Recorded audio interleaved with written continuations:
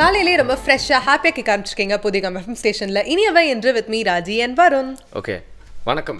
எனக்கு ஒரு doubt daily ஆனா சொல்லும்போது அந்த ஃப்ரெஷ் அண்ட் ஹாப்பினஸ் அப்படிங்கிற வார்த்தையை வந்து மறக்காம சொல்றீங்களா, என்ன காரணம்? ஏன்னா வந்து நான் அதை ரொம்ப ஸ்ட்ராங்கா பிலீவ் பண்றேன். காலங்காத்தால வந்து அந்த ரெண்டு வார்த்தையை கேட்டோம் அப்படின்னா டே ஃபுல்லா ரொம்ப ஹாப்பியா இருக்கும் அப்படின்னு நான் பிலீவ் ஐ அக்செப்ட் இட். நீங்க வந்து ஒரு பாசிட்டிவான ஒரு கான்செப்ட்ல யோசிக்கிறீங்க, அதான் உங்க பிலாசபின்னு வச்சுக்கலாம். பட் உண்மையா நம்மளோட ஷோவோட தன்மையே பாத்தீங்கன்னா உண்மை தன்மை அப்படிங்கிறதுனால நான் இந்த மாதிரி கேள்வி கேட்கிறேன். ஒரு வாழ்க்கையினால பிரச்சனையும் இருக்கும்ல, ஸ்வீட்டும் இருக்கும் ஸ்பைஸும் இருக்கும்ல. அஃப்கோர்ஸ் பிரச்சனை இருக்கும், பட் அதுக்காகவே வந்து நம்ம அந்த மாதிரி பாசிட்டிவான விஷயங்களை யோசிக்க கூடாது, சொல்லக்கூடாது அப்படின்னு காலையிலே வந்து நெகட்டிவா நீங்க எல்லாருமே சேடா கேட்டுட்டு இருக்கிறது சொல்ல முடியாதுல்ல. பட் எனிவே ஒரு பாசிட்டிவிட்டியும் ஒரு ஹாப்பினஸும் அது மட்டும் இல்லாம ஒரு ரெஃப்ரெஷ்மெண்ட்டும் இருக்கணும் அப்படிங்கறத எல்லா காலையிலுமே எல்லாருமே எதிர்பார்க்கறாங்க அப்படின்னு சொல்லலாம். எஸ், இப்படி வந்து ஒரு காமனான ஒரு சந்தோஷத்தை பத்தியே நம்ம இவ்ளோ இம்பார்ட்டன்ஸ் கொடுக்குறோம். நம்ம சந்தோஷமா இருக்கணும், நம்ம நிம்மதியா இருக்கணும், இப்படிலாம் நம்ம ரொம்ப நிறைய பேசுறோம். ஆனா நம்ம கூடயே வாழ்ற சக உயிரினங்களான அவங்களுக்குலாம் வந்து நிஜமாவே அவங்க நிம்மதியா இருக்காங்களா, நிஜமாவே அவங்க ஹாப்பியா இருக்காங்களா அப்படின்னு நம்ம என்னைக்காவது யோசிச்சிருக்கோமா? ஓகே, அதை பத்தி எல்லாமே தெரிஞ்சவங்க கூட டெய்லி யோசிக்கிறாங்களா அப்படின்னு சொல்ல முடியாது. இன்ஃபேக்ட் இதை பற்றி யாருக்கிட்ட நீங்கள் போயிட்டு பேசுனீங்க அப்படின்னு வச்சுக்கோங்களேன், நம்மளே இந்த ஷோவில் உட்காந்துட்டு இருக்கறனால இதை பற்றி வந்து விஷயங்களை எடுத்து சொல்லணுன்றதுக்காக பேசுவோம். பட் பொதுவான ஒரு கருத்து என்னவா இருக்குன்னா, அவங்களுக்கு என்னங்க உரிமை, நீங்களாம் ஏன் அவங்கள பற்றி ஓவராக ஃபீல் பண்ணுறீங்க, அவங்க பாட்டு நிம்மதியாக இருக்காங்களே அப்படிங்கிற மாதிரி எல்லாருமே சொல்கிறாங்க. Yes exactly. நமக்கு ஏதாவது ஒரு பிரச்சனை வருது, இல்லை நம்ம வந்து இல்லீகலாக ஏதாவது ஒரு பிரச்சனை வருது அப்படின்னா வந்து அதுக்கு வந்து போய் சண்டை போட்டுறதுக்கோ இல்லை கேட்கறதுக்கோ தட்டி கேட்கறதுக்கோ நிறைய விஷயங்கள் இருக்கு. நம்ம வந்து அதை கிளைம் பண்ணிடுறோம். பட் ஆனா இந்த அனிமல்ஸை பொறுத்த வரைக்கும் அவங்களுக்கு நடக்கக்கூடிய கெட்ட விஷயங்களுக்கு அவங்க எங்க போய் யார்கிட்ட போய் போராடுவாங்க அப்படின்னா இல்ல. பட் ஆனா இப்போ நிறைய ஃபவுண்டேஷன்ஸ் இருக்கு, நிறைய ஆர்கனைசேஷன்ஸ் இருக்கு, அதுக்கான அவேர்னஸ் ஸ்ப்ரெட் பண்ணிக்கிட்டே இருக்காங்க. இதெல்லாம் ஏன் அப்படின்னா இது அகைன் நம்மள தான் வந்து பாதிக்கும். அந்த எக்கோசிஸ்டம் அப்படின்னு சொல்றோம் இல்லையா, அது அகைன் வந்து நம்மள தான் வந்து பிரதிபலிக்குது இந்த பிரச்சனைகள் எல்லாம். அதுக்காக தான் இன்னைக்கு இந்த வாரம் முழுக்க அனுசரிக்கப்படக்கூடிய அனிமல் ரைட்ஸ் அவேர்னஸ் பத்தி தான் இன்னைக்கு நம்ம பேச போறோம். ஓகே, அனிமல் ரைட்ஸ் அவேர்னஸ் அப்படின்னு சொல்லிட்டு குரல் கொடுக்கறதுக்கு ஒரு அமைப்பு இருந்தா பிரச்சனை என்னங்க இருக்கு, அவங்களுக்கு என்ன பிரச்சனை இருக்கு அப்படின்னு நிறைய பேர் கேட்டுட்டு இருப்பாங்க இல்லையா? எஸ், அந்த பிரச்சனைகள்லாம் முதல்ல என்ன, நீங்க பெட்ஸ் வளர்க்கலாம், ரொம்ப செல்லமா வந்து you puppy you so cute அப்படிலாம் நீங்க சொல்லலாம். பட் ஸ்டில் அவங்களுக்கு என்ன நிஜமாவே நீட் இருக்கு, அவங்க நிஜமாவே உங்ககிட்ட ஹாப்பியா தான் இருக்காங்களா அப்படின்ற விஷயத்துல ஸ்டார்ட் பண்ணி வைல்ட் லைஃப்ல அனிமல்ஸ் எப்படி இருக்கு, அவங்களோட வெல்ஃபேர் எப்படி எல்லாம் கன்சர்ன் பண்ணணும் அப்படின்ற நிறைய விஷயங்கள் இன்னைக்கு கேட்டு தெரிஞ்சுக்கோங்க. நீங்க இப்படி சொல்றதுக்கு எனக்கு சிரிப்பா வந்துச்சு. ஓ பப்பி சோ கியூட் அப்படின்னு சொல்லிட்டு இப்போ பெட்ஸ் மட்டும் இல்ல, நிறைய பாய் ஃப்ரெண்ட்ஸும் நிறைய பேர் அப்படிதான் கூப்பிடுறாங்க. இதெல்லாம் வந்து தேவையில்லாத விஷயமாச்சு, எதுக்கு இதெல்லாம் பேசிருக்கீங்க அப்படின்னு நீங்க சொல்லிட்டே இருக்கும்போது மைண்ட் வாய்ஸை கேட்ச் பண்ணி உங்களுக்கு ஒரு சூப்பரான விஷயத்தை வந்து கொடுக்கறதுக்காக வராரு நம்ம யோக முத்திரையை வந்து கற்றுக் கொடுக்கறதுக்காக நம்மளோட மாஸ்டர் வராரு, பார்க்கலாம். புதியுகம் நேயர்களுக்கு வணக்கம். தினம் தினம் நாம் புதிய முத்திரைகளை பார்த்து கொண்டு வருகிறோம். அந்த வகையில் இன்று நாம் பார்க்க இருப்பது சமான முத்திரை. சமான முத்திரை என்பது நாம் அன்றாடம் பயன்படுத்தி கொண்டிருக்கக்கூடிய ஒரு முத்திரை. அதை எப்பொழுது பயன்படுத்துகிறோம் என்று தெரிந்தால் மிகவும் ஆச்சரியப்படுவீர்கள். ஆனால் இது ஒரு அத்தியாவசியமான முத்திரை. இந்த முத்திரை செய்வதன் மூலமாக நமது உடலில் ஏற்படக்கூடிய வாயுக்குள்ளிலான தொந்தரவுகளை சரி செய்ய முடியும். இரண்டாவது, நம்மளுடைய நாளமில்லா சுரப்பிகளுக்கான ஒரு ஒத்திசைவும் ஏற்படுத்தும். முக்கியமாக உணவினால் ஏற்படக்கூடிய குற்றங்களை சரி செய்யும். இந்த முத்திரை செய்வது எப்படி என்பதை பார்ப்பதற்கு முன்னால் இந்த வாயுக்களினுடைய இயக்கத்தை நாம் சிறிது விரிவாக பார்க்க வேண்டும். அதாவது நமது உடம்பில் 10 விதமான வாயுக்கள் இயங்கிக் கொண்டிருக்கும் பொழுது முதன்மையான 5 வாயுக்கள் இருக்கிறது. அதிலும் 4 விதமான வாயுக்களை அந்தந்த உறுப்புகள் தீர்மானிக்கிறது. 4 வாயுக்களையும் சமப்படுத்துவதை இந்த சமான வாயு செய்கிறது. ஆக அது என்னென்ன வாயு என்று பார்த்தீர்கள் என்றால் பிராணன், அபானன், உதானன், வியானன், சமானன் என்ற பிரிவுகளின் கீழ் வருகிறது. இந்த 4 விதமான வாயுக்களையும் இந்த சமான வாயுவானது தன்னைத்தானே சரி செய்து கொள்ளக்கூடிய ஒரு வல்லமையை கொடுக்கும். இவ்வளவு சிறப்பு வாய்ந்த செயல்களை செய்யக்கூடிய இந்த முத்திரை சமான முத்திரை. அதை எப்படி செய்கிறது அப்படின்னு பாருங்கள். இது ரொம்ப எளிமையான முத்திரை. சும்மா நீங்கள் அப்படியே உங்களுடைய கைகளை இப்படி குவித்து வைத்தால் இந்த முத்திரை வந்துடும். பாருங்கள், இப்படி குவித்து வைத்தால் பெருவிரலினுடைய எல்லா பகுதிகளையும் மீதி இருக்கக்கூடிய 4 விரல்களும் தொட வேண்டும். பெருவிரலினுடைய நுனியில் 4 விரல்களும் தொட வேண்டும். இந்த முத்திரைக்கு பேர் சமான முத்திரை. 2 கைகளிலும் செய்ய வேண்டும். 2 கை இப்படி கையை மூடி இப்படி 2 கைகளிலும் இந்த முத்திரையை செய்ய வேண்டும். குறைந்தது 20 நிமிடம், அதிகபட்சமாக 30 நிமிடம் வரைக்கும் இப்படியே வச்சுருக்கலாம். ரொம்ப கஷ்டப்பட்டுலாம் பிடிக்க வேண்டாம், லேசாக தொட்டு கொண்டு இருந்தால் போதும். சரியாக தான் நம்ம முத்திரை செய்கிறோமா அப்படின்னு பார்த்திங்கன்னா ஒரு 2 நிமிடத்திற்கு அப்புறம் இந்த இடத்துல அப்படியே ஒரு மின்னோட்டம் ஏற்பட்டு ஒரு துடிப்பை நாம் உணர முடியும். பாருங்கள் எப்படி செய்கிறது அப்படின்னு. உங்களுடைய பெருவிரல் நுனியில் மற்ற 4 விரல்களையும் அப்படி தொட்டு ஒரு வட்ட வடிவம் உருவாக்க வேண்டும். ஒரு குவிப்பு தன்மையை ஏற்படுத்த வேண்டும். பெருவிரலில் வந்து 4 விரலுமே தொட்டுட்ருக்கணும். இதுதான் அந்த முத்திரை, சமான முத்திரை. இந்த முத்திரைக்கு இன்னொரு பெயர் இருக்குது, முகுல முத்திரை என்று கூட சொல்லுவார்கள். இந்த முத்திரை செய்வதன் மூலமாக எந்த இடத்துல நமக்கு ஒரு வலி இருக்குதோ அல்லது ஒரு தொந்தரவு இருக்குதோ அந்த இடத்துல இந்த முத்திரை ஒரு 5 நிமிடம் வைத்த பின்பு ஒரு சக்தி மையத்தை உருவாக்கி விடுவோம். அந்த சக்தியை பயன்படுத்தி உதாரணமாக நமக்கு இப்போ வந்து கழுத்தில் வலி இருக்குது அப்படின்னா அந்த இடத்துல இந்த முதிரையை அப்படி வச்சிங்க அப்படின்னா ஒரு வலி உடனடியாக குறையக்கூடிய தன்மை தெரியும். இப்போ தைராய்டு இருக்குது அப்படின்னா அந்த இடத்துல அந்த முதிரையை வைக்கலாம். மூட்டு வலி இருக்குது அப்படின்னா அந்த மூட்டு வலியில் நம்ம அப்படி வைக்கலாம். இந்த மாதிரி கொஞ்சம் கொஞ்சமாக நமக்கு பழக இந்த முதிரை எல்லா நோய்களுக்குமே ஒரு துணை முதிரையாக பயன்படும். அடிப்படையில் உணவினால் ஏற்படக்கூடிய குற்றங்களை சரி செய்யவும் அந்த 4 விதமான வாயுக்களை சமநிலைப்படுத்தவும் இந்த சமான முதிரை பயன்படும். அதனுடைய பெயர் சமான வாயு என்று பெயர். அந்த சமான வாயுவை சரி செய்யக்கூடிய ஒரு அற்புதமான எளிமையான முதிரை இந்த சமான முதிரை. இதை போன்ற பலவிதமான முதிரைகள் இருந்தாலும் நாம் அதை எந்த நேரத்தில் என்ன நோய்க்கு எவ்வாறு பயன்படுத்துகிறோம் என்பதில் இருக்கிறது அதற்கான சூட்சமம். அந்த வித்தை உங்களுக்கு கைவரட்டும் என வாழ்த்தி தினம் ஒரு முதிரையை கற்றுக்கொள்வோம். தீராத நோய்களை எல்லாம் தீர்த்து வைப்போம் என்ற உறுதிமொழியோடு மீண்டும் சந்திப்போம். நன்றி, வணக்கம். ஓகே, மாஸ்டர் ஜி நம்மளுக்காக சூப்பராக ஒரு முத்திரை கற்றுக் கொடுத்துட்டு போயிட்டாரு. இந்த மாதிரி வந்து முத்திரைலாம் கற்றுக்கிறப்போ வந்து பார்த்திங்கன்னா மிருகங்கள், அதாவது விலங்குகள், அவங்களோட உரிமை, அவங்கள வந்து துன்புறுத்தக்கூடாது அப்படிங்கிற விஷயம்லாம் வந்து நம்ம புரிஞ்சுக்கணும்னு அவசியம் இல்லை. அதை துன்புறுத்தவே மாட்டோம். அவங்களுக்கு எப்பவுமே வந்து நன்மைகள் தான் யோசிப்போம் நம்ம. சரி, ஓகே, நம்ம வந்து இந்த அளவுக்கு கான்ஷியஸாக இருக்கணும், இந்த அளவுக்கு பீஸ்ஃபுல்லாக இருக்கணும் அப்படின்னு நினைக்கிறோம்ல. பட் நம்மளை விட இவ்வளோ கான்ஷியஸான பீயிங் அப்படின்னா வந்து சொல்லவே முடியாது. அவங்க வந்துட்டு ரொம்ப சென்சிட்டிவான ஒரு பீயிங் அப்படின்னே சொல்லலாம். அவங்களோட தொடர்ந்து அவங்களோட வெல்ஃபேர் பற்றி பேசிக்கிட்டே இருக்கும் அப்படின்னா அதோட இம்பார்ட்டன்ஸ் என்ன அப்படின்றது ஒரு ஸ்ட்ராங்கான பாயிண்ட் இருக்கும். அதெல்லாம் நமக்கே இவ்வளவு தெரியுது, நம்மளே இவ்வளவு பேசுறோம் அப்படின்னா இன்னும் கெஸ்ட் நிறைய விஷயங்கள் நமக்கு டீடைலா எக்ஸ்பிளைன் பண்றதுக்கு இருக்காங்க. பட் அதுக்குள்ள நிறைய செக்மெண்ட்ஸ்லாம் இருக்கு இல்லையா? எக்ஸாக்ட்லி. சென்சிட்டிவான பீயிங் அப்படின்னு சொல்றப்ப தான் எனக்கு தோணுச்சு, நம்மளாம் வந்து பூகம்பம் வந்தோன்னு அந்த இடத்த விட்டு ஓடுவோம். அவங்களாம் பூகம்பம் வரதுக்கு முன்னாடியே ஓடிடுவாங்க. ஸோ எந்த விதத்திலுமே வந்து நம்மளோட அவங்க குறைஞ்சவங்க நம்மளால சொல்லிட முடியாது. பட் பிரேக் விட்டு என்னென்ன விஷயங்கள்லாம் வந்து நம்ம இவங்களுக்காக தொகுத்து வழங்கலாம்னு யோசிக்கலாம். புதிய எஃப்எம் ஸ்டேஷன்ல இது இனியவை என்று.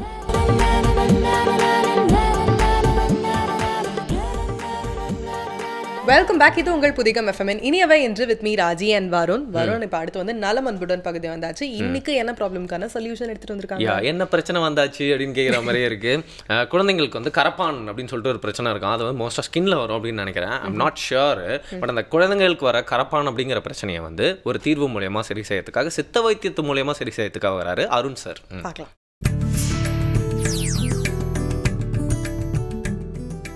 நலம் அன்புடன் பகுதியில் கரப்பான் நோயை பற்றி இன்றைக்கி பார்க்க போகிறோம். கரப்பான் அப்படிங்கிறது ஒரு வகையான தோல் வியாதி. இது உருவாகிறதுக்கு எந்த வகையான கிருமிகளும் காரணம் இல்லை. ரத்தத்தில் உள்ள சில கோளாறுகள்னாலையும் உணவு பழக்க வழக்கங்கள்னாலையும் இந்த கரப்பான் நோய் ஏற்படுது. இந்த நோய் எப்படி இருக்கும், எப்படி ஆரம்பிக்கும் அப்படின்னு கேட்டிங்கன்னா, முதல்ல அரிப்பு இருக்கும். தோலில் அங்கங்கே அரிப்பு இருக்கும். உடம்புல எல்லா இடத்துலையும் அரிப்பு இருக்கலாம். ஒரு சிறு சிறு குருக்கள் உண்டாகலாம். வேர்க்கூறு மாதிரியான சிறு சிறு குருக்கள் உண்டாகலாம். அதை சொரிஞ்சிக்கிட்டு இருக்கும்போது அந்த நேரம் வந்து கருப்பு நிற படையாக மாறலாம். தோலை விட கொஞ்சம் உயர்ந்திருக்கக்கூடிய ஒரு கருப்பு நிற படையாக மாறலாம்.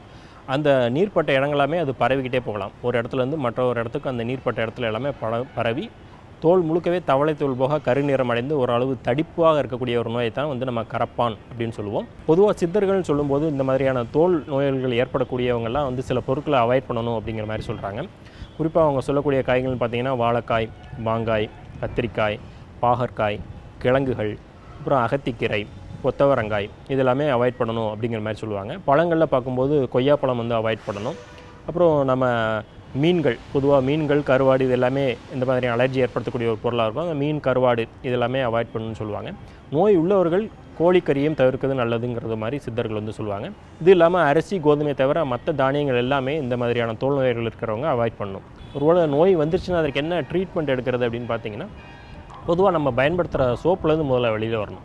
சோப்புங்கிறதே வந்து ஒரு கெமிக்கலுங்கிறனால அந்த கெமிக்கலே வந்து அலர்ஜியாக இருக்கலாம். என்ன வகையான ஒரு விளைவுகளையும் இந்த தோலில் ஏற்படுத்தக்கூடிய ஒரு காரணமாக அந்த சோப்பே இருக்கலாம். அதனால் சோப்பை பயன்படுத்த விட்டு நம்ம மூலிகை குளியல் பொடியை வந்து தேய்ச்சி பயன்படுத்தலாம். இல்லை பச்சைப்பயிறு மாவு, கடலை மாவு, இந்த மாதிரியான வீட்டில் இருக்கக்கூடிய அந்த பவுடரையும் பயன்படுத்தி நம்ம வந்து குளியலுக்கு வந்து பயன்படுத்தலாம். ஏன்னா நலுங்கு மாவுங்கிறது கடைகளில் கிடைக்கக்கூடிய மூலிகை சரக்குகள் மூலமாக செய்யக்கூடிய ஒரு குளியல் பொடி. அதை வந்து பயன்படுத்தி நம்ம அந்த தோல் நோயிலேருந்து முக்கியமாக இந்த மாதிரி அரிப்புலேருந்து விடுபடுறதுக்கு அதுவே வந்து ஒரு முக்கியமான ஒரு பலனாக இருக்கும். ஒரு சில மருந்து பொருட்களை நம்ம வீட்டிலே செய்யக்கூடிய மருந்து பொருட்கள் மூலமாகவும் இந்த கரப்பான் நோயை ஓரளவுக்கு வந்து கட்டுக்குள் கொண்டு வரலாம். குறிப்பாக அந்த அரிப்புலேருந்து விடுபடுறதுக்கு வந்து அருகம்புல், வெற்றிலை, மிளகு சேர்ந்த கஷாயம் வந்து குடிக்கலாம். அருகம்புல் வந்து ஒரு கைப்பிடி அளவு எடுத்துக்கணும். வெத்தலை வந்து ஒரு வெத்தலை அளவு காம்பு நீக்கி எடுத்துக்கணும். மிளகு வந்து ஒரு 5 மிளகு பிறகு தட்டி எடுத்துகிட்டு ஒரு 200 மில்லி தண்ணி ஊற்றி நன்றாக கொதிக்க வச்சு அது 50 மில்லி அளவு வற்ற வைத்து காலையில் வெறும் வயிற்றில் தொடர்ந்து எடுத்துக்கிட்டோம்னால இந்த அரிப்பு வந்து குறைய ஆரம்பிச்சிடும். அப்புறம் தும்பைச்செடி, வெள்ளை நிற பூக்களுடைய தும்பைச்செடி பார்த்துருப்பீங்க. அந்த தும்பைச்செடியை வந்து இலையை அரைச்சி கற்கமாக, அதாவது ஒரு சின்ன நெல்லிக்காய் அளவு அந்த இலையை அரைச்சி காலையில் வெறும் வயிற்றில் சாப்பிட்டோம்னாலும் இந்த அரிப்புகளும் தடிப்புகளும் மறைய ஆரம்பிக்கும். இது வந்து ஒரு எளிய கைவைத்தியமாக நம்ம வந்து எடுத்துக்கலாம். கடைச்சறுக்குகள் மூலமாகவும் இந்த கரப்பான் நோயை வந்து நம்ம முற்றிலுமாக வெளிவர முடியும். கடைச்சறுக்குகள்னு சொல்லும்போது கருஞ்சீரகம், சீரகம் மாதிரியே கருஞ்சீரகம்னு ஒரு பொருள் நாட்டு மருந்து கடைகளில் கிடைக்கும். அந்த கருஞ்சீரகத்தை வாங்கி நிழல் உலத்தில் உலர்த்தி நன்றாக இளவறுப்பாக வறுத்து அதை பவுடர் பண்ணிவிட்டு அதை ஒரு 2 கிராம் அளவு காலை மாலை தொடர்ந்து சாப்பிடும்போது இந்த கரப்பான் நோயிலேருந்து அது வெளிவர முடியும். அதே கருஞ்சீரகத்தை வெளிமருந்தாகவும் நம்ம வந்து பயன்படுத்த முடியும். அந்த கருஞ்சீரகத்தை நல்லெண்ணெயோடு சேர்த்து காய்ச்சி தைலமாக்கி அதை வெளிப்புறமாகவும் நம்ம வந்து பயன்படுத்த முடியும். பரங்கிப்பட்டை அப்படிங்கிற ஒரு பொருளும் நாட்டு மருந்து கடைகளில் கிடைக்கும். அந்த பரங்கிப்பட்டையை வாங்கிட்டு வந்து கருந்துளசி சாறில் 3 நாட்கள் நன்றாக ஊற வச்சு வெயிலில் வைக்கணும்.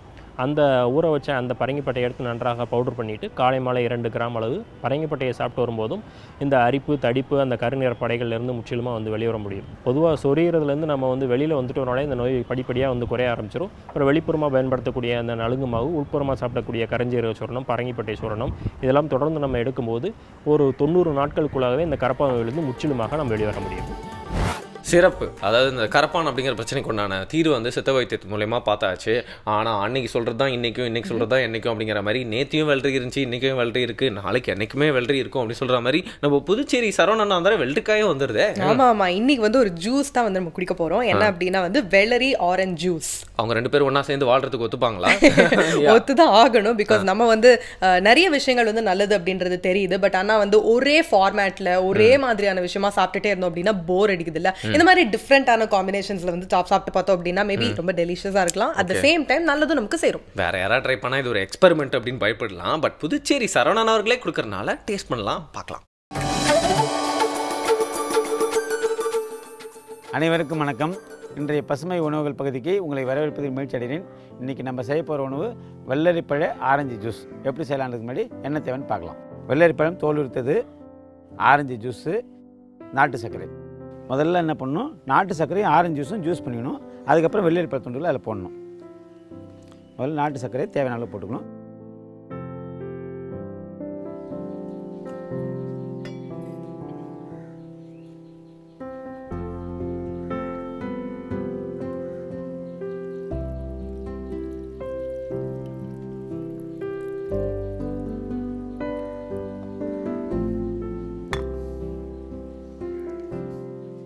இது வந்து சின்னதாக ஒரு வெள்ளரிப்பழ துண்டை போட்டு அதை மட்டும் க்ரஷ் பண்ணிடும். நாட்டு சர்க்கரையும் ஆரஞ்சு ஜூஸ் மட்டும் க்ரஷ் பண்ணி திரவமாகிட்டு அப்புறம் வெள்ளரிப்பழம் வேண்ட அளவுக்கு போடுறோம்.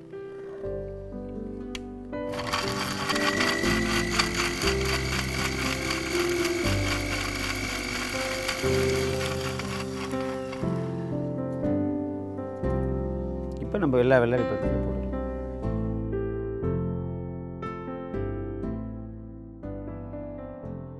நம்ம தண்ணி கொஞ்சம் ஊற்றிக்கலாம்.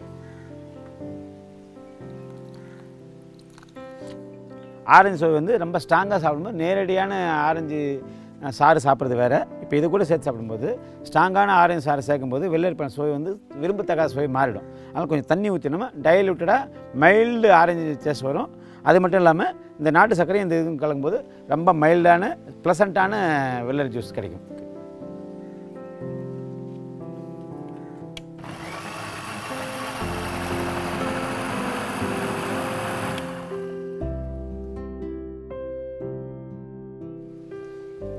இப்போ சுவையான வெள்ளரிப்பழ ஆரஞ்சு ஜூஸ் தயாராக இருக்குது. பாருங்கள், வெள்ளரிப்பழம் கலர் மாறாமல் அதே கலரில் வந்துருக்குது. இது வந்து கலர் மாறணுன்னா தான் நம்ம வேறு எதாவது சேர்க்கணும். கலர் மாறினா சப்போட்டா பழமோ அது மாதிரி பப்பாளி பழமோ மாற்றினாக்கா கலர் மாறி வரும். கலர் மாறினா சேர்க்கணும். ரொம்ப நல்ல சுவையுள்ள வெள்ளரி ஜூஸு. இது வந்து சாப்பிடும்போது பார்த்திங்கன்னா குளிர்ச்சியும் அதே நேரத்தில் வந்து அப்பிடைசர் சொல்லுவோம்ல, பசி எடுக்கிற தன்மையும் இது சேர்ந்து உருவாகும். காரணம்னா ஆரஞ்சோட முக்கிய குணமே வந்து அப்பிடைசிங் தான். ஒரு நட்சத்திர ஓடுற விடுதிகளுக்கு இதெல்லாம் போனீங்கன்னா சாப்பிடும்போது பார்த்திங்கன்னா முதல்ல வந்து ஆரஞ்சு ஜூஸ் தான் வைப்பாங்க. அதான் வெல்கம் ட்ரிங்க். சைவ உணவாளர்களுக்கு அதான் வெல்கம் ட்ரிங்க். ஆரஞ்சு ஜூஸ் தான் வைப்பாங்க. அது சாப்பிட்டோம் அப்பிடைஸ் ஆகும். அதுக்கப்புறம் வெங்காயம் இதெல்லாம் சாப்பிட்டு அதுக்கப்புறம் மற்ற உணவுலாம் சாப்பிடும்போது ரொம்ப நல்லா சாப்பிட்டுட்டே இருப்பாங்க. சில ஹோட்டலில் போனால் சாப்பிடக்கூடாதுக்கு சில விஷயம் பண்ணுவாங்க, அது நம்ம சொல்ல தேவையில்லை. ஆரஞ்சு ஜூஸ் வந்து வெள்ளரிப்பழம் கலக்கிறதால வெள்ளரிப்பழம் உடம்புக்கு இதமான சூட்டை வந்து பண்ணும். ஆரஞ்சு ஜூஸ் வந்து உடல் சூட்டை, அதுவும் வந்து உடல் சூட்டை கண்ட்ரோல் பண்ணும். அது மட்டும் இல்லாமல் அதில் வந்து சர்க்கரை இருக்குது. சாறு உள்ள பழத்தை சர்க்கரை இருக்கிறதால அந்த சர்க்கரை என்ன பண்ணும், அப்படைசிங் பண்ணும். சீக்கிரமாக செரிக்க வச்சு அப்படைசிங் பண்ணும்போது சீக்கிரமாக குழந்தைகள் பெரியவர்கள் எல்லாருமே சீக்கிரமாக அடுத்த உணவுக்கு தயாராகிடுவாங்க. இது வந்து முதல் ட்ரிங்காக கொடுத்து ரொம்ப நல்லது. வேறு ஒரு நல்ல சுவையான உணவோட அடுத்த நிகழ்ச்சி சந்திக்கலாம். நன்றி. ஓகே, ஸோ ஜூஸ் எல்லாம் குடிச்சிட்டு ரொம்ப ஃப்ரெஷ்ஷாக ஃபீல் பண்ணுறீங்களா? வந்து குடிக்கலனாலும் அப்படி தான் ஃபீல் பண்ணுற மாதிரி நம்ம ஆக்டிங் விட்டாகணும். பட் நிஜமாவே குடிக்கணும், ஒரு பிரேக் விட்டா போய் குடிச்சிட்டு வந்துடலாம். ஓகே, நிஜமாவே வருணுக்கு குடிக்கணும். ஸோ அதனால வந்துட்டு ஒரு குட்டி பிரேக் போயிட்டு வந்துடலாம். இது உங்கள் புதிகம் எஃப்எம் இனியவை இன்.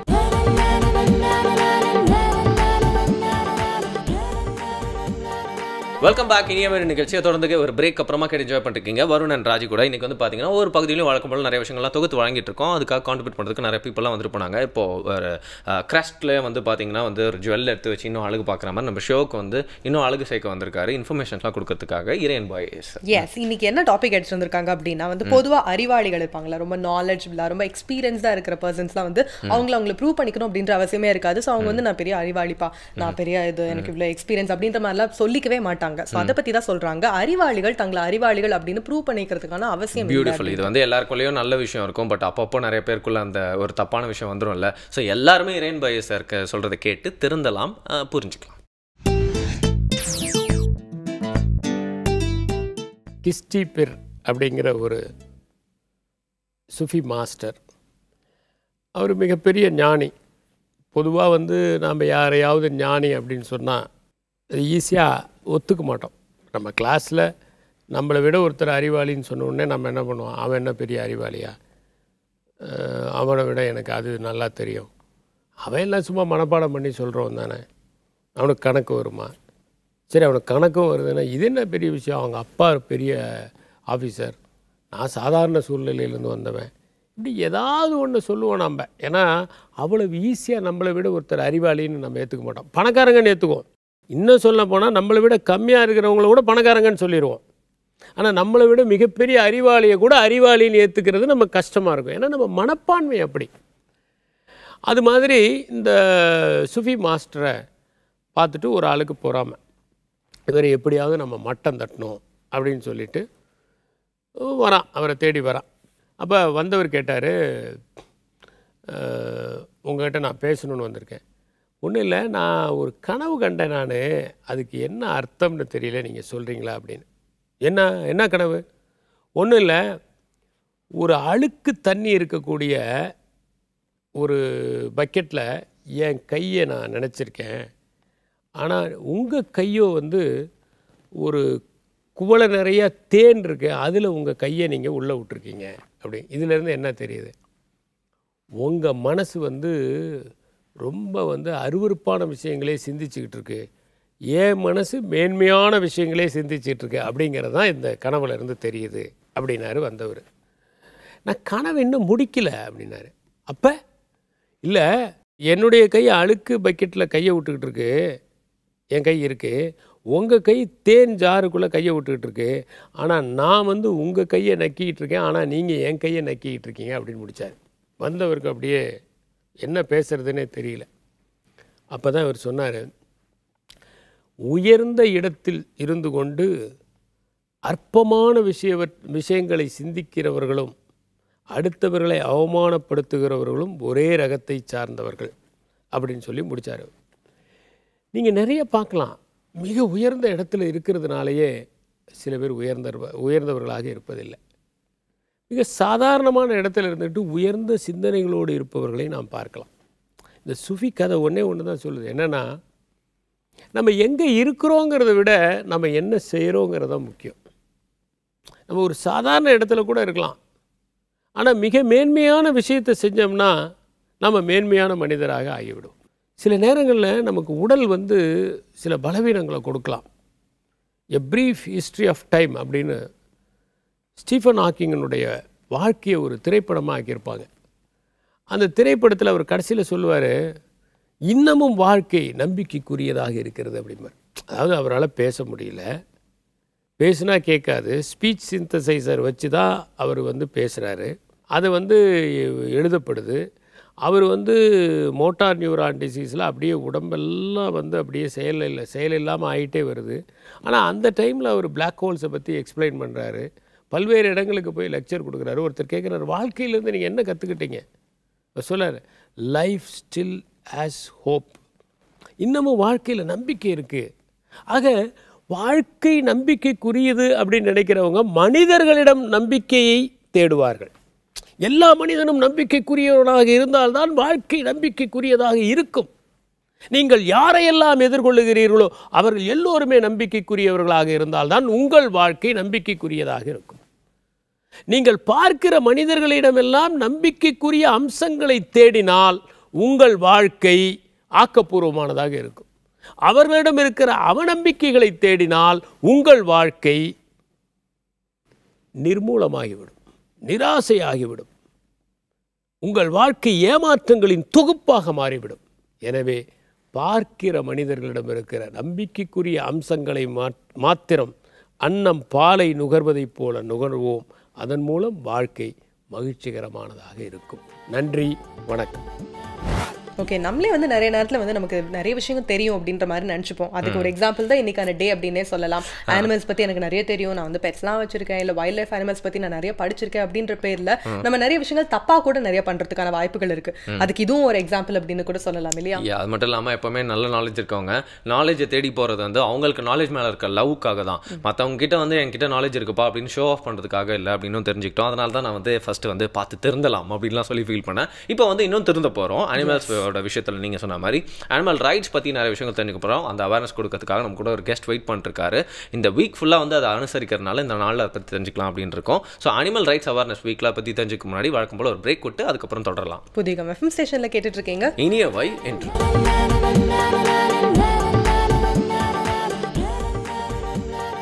Welcome back. இது உங்கள் புதிய FM இனியவை என்று with me Raji and Varun ஏற்கனவே சொன்ன மாதிரி இந்த வாரம் முழுக்க அனுசரிக்கக்கூடிய அனிமல் ரைட்ஸை பற்றின அவேர்னஸுக்கான விஷயங்கள் தான் இன்னைக்கு நம்ம முழுக்க பேச போகிறோம். அதுக்காக ஒரு கெஸ்டையும் இன்வைட் பண்ணியிருக்கோம். டாக்டர் ஜெரால் வந்திருக்காங்க, அனிமல் பிஹேவியரிஸ்ட், ஸ்கேன் ஃபவுண்டேஷன்லேருந்து வந்திருக்காங்க. வணக்கம் சார். வணக்கம், மிக நன்றி. வந்திருக்கு. அது வந்து பார்த்தீங்கன்னா நடத்தை வல்லுநர் அப்படின்ற ஒரு டேர்ம் தமிழில் சொல்லியிருந்தீங்க. அது ரொம்ப வந்து நல்லா இருந்துச்சு அப்படின்னு சொல்லலாம். பட் அனிமல்ஸ்க்கு நடத்தை வல்லுநர் தேவைப்படுற அளவுக்கு அனிமல்ஸ்க்கு நம்ம இம்பார்ட்டன்ஸ் கொடுத்து நம்ம எத்தனை பேர் யோசிக்கிறோம் அப்படிங்கிறதே ஒரு முதல் கேள்வியாக இருக்குது. ஸோ இன்றைக்கி வந்து விலங்குகளோட உரிமைகள் என்ன அப்படிங்கிற விஷயத்துலேருந்து நம்ம போகலாம்னு நினைக்கிறேன். விலங்குகள் எந்த ஒரு ஸ்பீசிஸுக்குமே உணவு, அதனுடைய உறைவிடம், வாட்டர் அண்ட் ஃபுட், இந்த மாதிரியான விஷயங்கள் தான் பேசிக்கான உரிமை. இன்னொன்று வந்து அதனுடைய இடத்துல வாழணுங்கிறது ஒரு உரிமை. எனக்கு பிடிச்சிருக்கு அப்படிங்கிறதுனால ரோட்டில் இருக்கக்கூடிய 10 நாய் எடுத்து என் வீட்டில் வச்சுக்கிறது, இல்லது எனக்கு பிடிச்சிருக்கிறதுனால 2 குரங்கு எடுத்து வர்றது. ஸோ இந்த பேசிக்கான விஷயம் தான் உரிமை இல்லைங்கிறது, உரிமை மறுக்கப்படுதுங்கிறது தான். இன்னொன்று வந்து சின்ன குழந்தையாக இருக்கும்போது அந்த குழந்தைக்கு வந்து இன்னொரு நாய்க்குட்டியை வாங்கி கொடுக்குறது. ஸோ அப்புறம் குழந்தை வளர்ந்ததும் ஸ்கார்சிட்டி இந்த மாதிரி ப்ராப்ளத்தினால நாயை வெளியே விடுறது. ஸோ இந்த மாதிரியான விஷயங்கள் எல்லாமே விலங்குகளுடைய உரிமை நலன் சம்மந்தமான விஷயம்தான். இன்றைக்கி ஒருத்தர்கிட்ட இருந்து ஆதாயத்தை எடுத்துக்கிட்டு பின்னால் அவங்க தேவையில்லைனா மனிதர்களே வந்து தள்ளி விடுற இந்த காலகட்டத்தில் வந்து அனிமல்ஸை வந்து யாருமே கேட்கறதுக்கு இல்லைனா என்ன வேணால் பண்ணுவாங்க அப்படிங்கிறது ஒரு பெரிய உண்மை இல்லையா? ஃபர்ஸ்ட் அனிமல்ஸ்க்குன்னு ஒரு ரைட்ஸ் இருக்குது அப்படின்றதே எல்லாருக்கும் தெரியுமா அப்படின்னா ஒரு கொஸ்டின் மார்க்கா. அதுக்கப்புறமா அது எங்கெல்லாம் பறிக்கப்படுது அப்படின்னு யோசிக்கும் போது பேசிக்காக 1-2 விஷயங்கள் நமக்கு தெரியும், எங்கெல்லாம் துன்புறுத்துறாங்க அப்படின்ட்டு. ஆனால் ஆக்சுவலாக அனிமல் ரைட்ஸ் அப்படின்றது எங்கெங்கே எந்தெந்து பறிக்கப்படுது? அதாவது ஹியூமன் அனிமல் கான்ஃப்ளிக்ட்டுங்கிறது இன்றைக்கி அதிகமாக வந்துகிட்டு இருக்க ஒரு விஷயம். அனிமலும் ஹியூமனும் கான்ட்ராடிக்டரி கிடையாது, அது ஒரு காம்ப்ளிமெண்ட்ரி தான். எப்படின்னா 300 மில்லியன் பீப்புள் இருந்த ஒரு காலம் நம்ம நாடு இருந்திருக்கு. பாரதியார் காலத்துலலாம் பார்த்திங்கன்னா 300 மில்லியன் ஹியூமன் தான் இருந்திருக்காங்க. ஸோ அன்றைக்கி அனிமல் அதிகமாக இருந்துச்சு. இன்றைக்கி பார்த்திங்கனாக்கா இது தமிழ்நாட்டுடைய பாப்புலேஷனே சம் மில்லியன் மேலே வந்துருச்சு. ஸோ இப்போ இங்கே வந்து விலங்குகள் குறைஞ்சிக்கிட்டே வருது. இங்கே முக்கியமான ஒரு பார்ட் என்னென்னா இந்த சஸ்டைனபிள் டெவலப்மெண்ட்டுங்கிறது ஒரு மேஜர் ரோல் பண்ணுது இந்த அனிமல் ஹியூமன் கான்ஃப்ளிக்டில். இப்போ இப்படியே போயிட்டு இருந்துச்சுன்னா பாப்புலேஷன் அதிகமாகும். பாப்புலேஷன் அதிகமாகும்போது ஒரு கட்டத்தில் இந்த இயற்கை வளங்கள், இந்த சஸ்டைனபிள் டெவலப்மெண்ட்டுங்கிறது ஒரு பெரிய ரோல் ப்ளே பண்ணுது. ஸோ அப்போ விலங்குகளை மொத்தமாக அழிச்சிட போகிறோமா, இல்லை எவ்வளவு பில்லியன் மக்களுக்கான உலகமாக இதை மாற்ற போகிறோம்? ஸோ இப்படிங்கிற ஒரு விஷயமே இன்னும் யாருமே அந்த ரிசர்ச் அந்த லெவலில் பண்ணலை. இப்போ வேர்ல்டு லெவலில் சில ரிசர்ச் பண்ணியிருக்கிறாங்க. இப்போ வேர்ல்டு பாப்புலேஷனை பார்த்தீங்கன்னாக்கா 7 பில்லியன் பாப்புலேஷன் இருக்குது. ஆனால் என்ன சொல்கிறாங்க இந்த ரிசர்ச் சயின்டிஸ்ட் என்ன சொல்கிறாங்க, 3.6 பில்லியனுக்கு மேலே இந்த வேர்ல்டு தாங்காது அப்படிங்கிறதான். இப்போ என்னுடைய பாடியை எடுத்துக்கிட்டிங்கனாக்கா 70% வாட்டர் இருக்குது உள்ள. இந்த 70%ல் குறையும் போது சம் டிசீஸ் வருது. ஸோ இதே மாதிரி தான் வேர்ல்டு பாப்புலேஷன் அல்லது இந்த குளோபினுடைய பாப்புலேஷன் வந்து மனிதன் ஹியூமன் பாப்புலேஷனுங்கிறது 3.6க்கு மேலே தாங்காது. பட் 7 பில்லியன் இருக்கு. ஆமாம் ஆமாம். இந்த ஈகோ சிஸ்டமே இப்போ இம்பேலன்ஸ் ஈகோ சிஸ்டமாக மாறுறதுக்கு காரணமே இந்த மாதிரி சஸ்டைனபிள் டெவலப்மெண்ட் ஆங்கிளில் திங்க் பண்ணவே இல்லை இன்னைக்கு சயின்டிஸ்ட். ஓகே. ஆமாம், இதனால தான் நிறைய ப்ராப்ளம், ஹியூமன் அனிமல் கான்ஃப்ளிக்ட் அதிகமாக வந்துட்டு இருக்கு. அண்ட் இந்த மாதிரி பீப்புள் கூட வந்து சேர்ந்து ஒர்க் பண்ண வேண்டியவங்க இயற்கை ஆர்வலர்கள் அப்படின்னு நினைக்கிறேன். ஏன்னா அனிமல்ஸ் பற்றி பேசினா உங்களோட ஹேபிட்டாட் பற்றியும் பேசி ஆனால் அவர் சொன்னார் அது ரொம்ப முக்கியம் அப்படின்னு சொல்லிட்டு. அப்படி இல்லாமல் இந்த நேரத்தில் என்ன சந்தேகம் ஏற்படுது அப்படின்னா, உரிமைகள் மீறப்படும் போது துன்புறுத்தல் அப்படிங்கிறது வந்து கூட ஜாயின் பண்ணிக்குதுல்ல சார். ஸோ எங்கெல்லாம் வந்து துன்புறுத்தல் அப்படிங்கிற விஷயம் ஏற்படுது? இப்போ விலங்குகளை துன்புறுத்துறது வந்து ஒரு சாதாரண விஷயமாக தான் பார்க்குறாங்க. இப்போ எங்கள் வீட்டிலேயே நாயை நான் கட்டி வச்சுருந்தேன்னா பிரச்சனை இல்லை அப்படின்ற மாதிரி நம்மளாவே நினச்சிக்கிறோம். டெதரிங் டாகுங்கிறது ஒரு குரூவல் தான். என்னுடைய ஒரு ஹேபிடேட்லேருந்து, என்னுடைய ஒரு நார்மல் பிஹேவியர்லேருந்து என்னை விட்டு மாறி வச்சு அதை கட்டி போட்டுறதுங்கிறது ஒரு ப்ராப்ளம். ஸோ இதுவும் ஒரு வகையான துன்புறுத்தல் தான். கூண்டுக்குள்ளே அடைச்சிக்கிறது. இப்போ ஒரு ஹைகோர்ட் ஒரு ஆர்டர் போட்டிருக்கிறாங்க, எந்த பேர்ட்ஸையும் வந்து கூண்டுக்குள்ளே வச்சுக்கூடாது. பேர்ட்ஸுங்கிறது சுதந்திரமாக இருக்கிறது தானே. எனக்கு பிடிச்சிக்கிறதுக்காக ஒரு 4 ஸ்பிஞ்சர்ஸை தூக்கி வச்சுக்க முடியுமா? ஸோ முடியாது. ஸோ இந்த மாதிரியான சின்ன சின்ன விஷயங்கள் தான். கோழியை தலைகளாக தொங்க போட்டு போகிறது.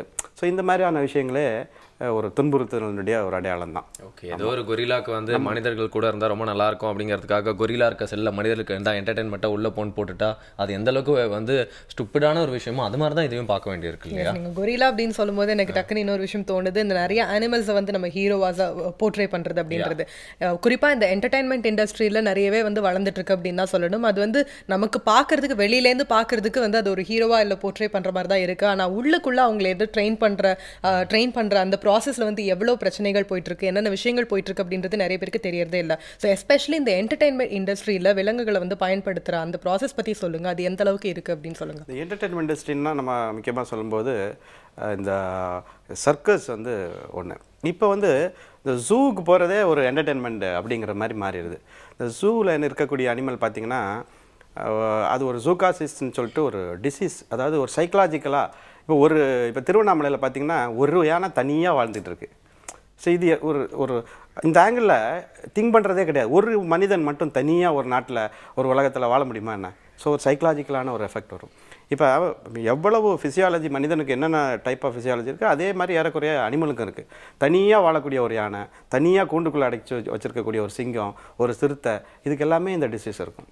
அதே மாதிரி இப்போ சர்க்கஸில் பார்த்தீங்கன்னாக்கா அது ஒரு என்டர்டெயின்மெண்ட்டுக்காக ஒரு சர்க்கஸில் ஒரு டாகாக இருந்தாலும் சரி, குதிரையாக இருந்தாலும் சரி, இது மாதிரி ட்ரெயின் பண்ணுறாங்க. இப்போ சர்க்கஸ் அனிமல்ஸ் கொஞ்சம் குறைஞ்சிருக்கு. அதனுடைய லா என்ஃபோர்ஸ்மெண்ட் கொஞ்சம் அதிகமாக இருக்கிறதுனால குறைஞ்சிருக்கு. இந்த ஜூங்கிறது தான் இப்போ ஒரு பிரச்சனையாகவே இருந்துகிட்டு இருக்கு. ஆமாம், அதை கொஞ்சம் குறைக்கணுங்கிறது தான் என்னுடைய ஒரு கருத்து கூட.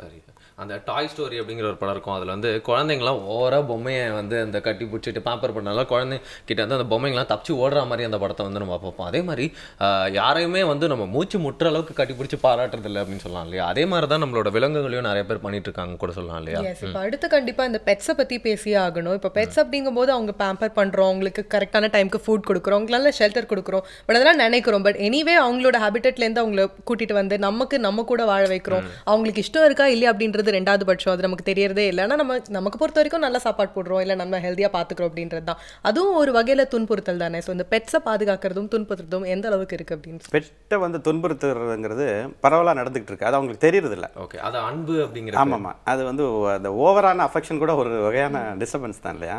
அந்த மாதிரி இப்போ என்ன பண்ணுறது, ஃபுட்டை வந்து அதிகமாக கொடுக்கறது கூட ஒரு வகையான ப்ராப்ளம் தான். ஒபிசிட்டிக்கான இன்னொன்று இந்த ஐஸ்கிரீம் சாப்பிட்டு எனக்கு நல்லா பிடிக்குமோ அதெல்லாம் என் பெட்டுக்கு பிடிக்கணும், எங்கள் அப்பாவுக்கு என்ன பிடிச்சோ அதுதான் நான் செய்யணும் அப்படிங்கிற மாதிரியான ஒரு ஸ்டீரியோ டைப் ஆஃப் அப்ரோச் வந்து அனிமல்கிட்டையும் இருக்குது. இன்னொன்று வந்து இந்த பெட் ஷாப்புங்கிறது தான் இந்த இடத்துல ஒரு முக்கியமான ஒரு ரோல். பெட் ஷாப் யார் ஆரம்பிக்கிறது, பெட் ஷாப்போட ரூல்ஸ் என்ன, அதுக்கு யார் லைசன்ஸ் கொடுக்குறது, என்னென்ன பெட் வச்சுக்கலாம், இந்த மாதிரியான ரெகுலேஷனே நம்ம நாட்டில் இருக்குது. அதை வந்து இம்ப்ளிமெண்டேஷன்லாம் கிடையாது. ஓகே. ஆமாம், அவங்க இப்போ என்ன பண்ணணும்னா இந்த கம்பேனியன் அனிமல் ரெஜிஸ்ட்ரி ஆஃப் இந்தியான்னு சொல்லிட்டு நாங்கள் ஒன்று பண்ணியிருக்கிறோம். இதில் எல்லா பெட் ஷாப்புமே எங்கெங்கெல்லாம் பெட் சேல் பண்ணுறீங்க, இந்த பெட் யார் ஓனர், இந்த டீட்டெயில் எல்லாமே வாங்குகிறோம். ஸோ இவங்க என்ன பண்ணுறாங்க, ஒரு கட்டத்தில் அபண்டன் பண்ணுறாங்க. இந்த அபண்டன் பண்ணாமல் இருக்கிறதுக்காக இந்த டீட்டெயில் எல்லாமே வாங்குகிறோம். இவங்க என்ன மாதிரி மெடிக்கல் ட்ரீட்மெண்ட் கொடுக்குறாங்க. நிறைய பேருக்கு நாய் தண்ணி குடிக்குங்கிறது கூட தெரியறதில்ல. வீட்டில் சாப்பாடு வைப்பாங்க, தண்ணி அது எங்கேருந்து குடிக்குங்கிறது நிறைய ஓனர்ஸுக்கு தெரியறதில்ல. ஸோ இந்த மாதிரி ஓனர்ஸ் எஜுகேட் பண்ணுறதுக்கு இந்த மாதிரியான ஒரு எஃபர்ட் எடுத்துருக்கிறோம் ஸ்கேன் ஃபவுண்டேஷன் சார்பாக. ஓகே, நீங்கள் சொல்கிறது பார்த்தா நானே வந்து ப்ராக்டிக்கலாக பார்த்துருக்கேன். எந்த பெட் ஷாப்பை நம்ம ரைட் பண்ணால் கூட அவங்க மேலே நிறைய கேஸ் போடலாம் போல. அந்த அளவுக்கு அவங்க வந்து ஒரு கேரே இல்லாமல் எந்த அளவுக்கு பண்ணணும் அவங்களுக்கே நாலேஜ் இருக்கா இல்லையான்னு கூட தெரியல. பொதுவாக பெட் ஷாப் வைக்கிறாங்க அப்படின்னா அவங்களுக்கும் அனிமல்ஸ் பற்றி தெரிஞ்சுக்கணும், அவங்களுக்கு ஒரு ஃபஸ்ட் எய்ட் பண்ணுற அளவுக்கு இல்லை அனிமல்ஸோட ஃபுட் ஹேபிட்ஸ் பற்றியாக தெரிஞ்சுக்கணும். இப்போ நம்மளே வீட்டில் வந்து பார்த்தீங்கன்னா சம்மரில் வந்து மீன்கள்லாம் வந்து இறந்துட்டே இருந்துச்சுன்னா ஏன்னா பொதுவாக சொல்லுவாங்க ஹீட்டுங்க அப்படி தான் இறந்துரும்னு சொல்லிட்டு. பட் கோல்ட் ஃபிஷ்க்கு வந்து ஸ்டொமக் இல்லை, அதால் வந்து வச்சுக்க முடியாது ஃபுட்டை. அது வந்து குறிப்பிட்ட லெவல் தான் ஃபுட்டு போடணும். நம்ம அதிகமாக போட்டனால தான் இறந்து போச்சுன்னு கூட நிறைய பேர் தெரியாமலாம் வளர்த்துட்டு இருப்பாங்க. பட் நம்ம வச்சுக்கணும் அப்படின்னு நினைக்கிறது வந்து ஒரு தப்பு இல்லை. பட் எப்படி வச்சுக்கணும் அப்படிங்கிறது ஒரு பெரிய பிரச்சனை இல்லையா? கண்டிப்பாக. இன்னொரு விஷயம் வந்து இப்போ நம்ம ஊரில் இருக்கிற இப்போ ஃபார் எக்ஸாம்பிள் டாக்ஸ் எடுத்துக்கிட்டோம் அப்படின்னா நம்ம ஊரில் இருக்கிற ஒரு நாய்களை வந்து பெட் ஷாப்லேருந்து நம்ம வாங்குறோம், நம்ம வீட்டில் வச்சுக்கிறோம் அப்படின்னா கூட ஓரளவுக்கு டைஜஸ்ட் பண்ணலாம் அவங்களோட கஷ்டங்களை.